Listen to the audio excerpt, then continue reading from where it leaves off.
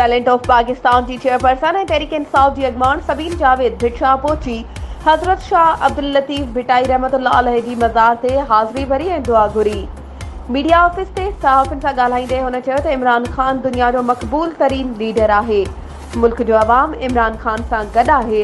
हाणे सिंध मां बि तहरीक इंसाफ कामयाबी हासिल कंदी।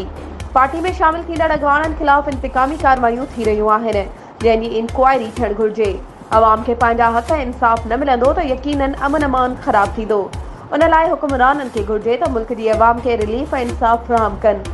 उन मौक़े ते तहरीक इंसाफ जी लेडीज़ अॻवान सबीन जावेद जी सालगिरह जो केक बि कटियो वियो, जॾहिं त उन वक़्तु मीर इरफान लाशारी, सहाफ़ी रजिब बुज़दार, अब्दुल जब्बार राजपूत, सज्जाद अली मेमण, गुलाम कादिर बुरड़ो, शाहिद मेमण, इलाही बख्श अबड़ो, अमीर बुलेदी, फ़ैरोज़ गुल थईम ऐं ॿिया पिणु मौजूदु हुआ। वधीक ख़बरुनि ऐं अपडेट्स जे लाइ असांजे चैनल खे सब्सक्राइब कयो ऐं हा, बेल आइकन खे प्रेस करणु न विसारिजो त जीअं असांजी हर नई अचण वारी वीडियो तव्हां ताईं पहुची सघे।